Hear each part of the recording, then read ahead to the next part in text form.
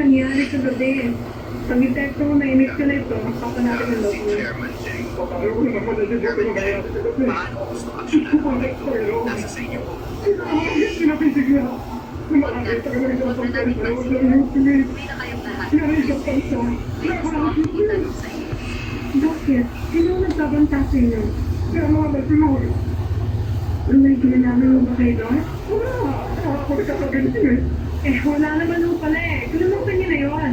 Maigit pa, umuwi na ho kayo at magpahinga.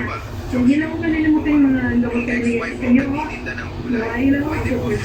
Wala ho nga lang ho. Pakisamahan mo ako sa labas.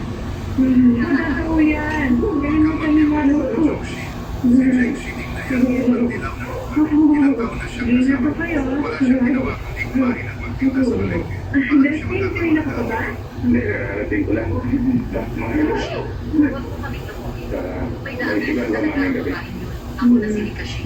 Ganoon. Sige, imbestigahan mo nga para sa akin. Hahaha. Totoo talaga. Tawagan ko nga doon. Matinding na rin kasi na ako sa sabi eh. naroon ako sa kailangan na nangyayari.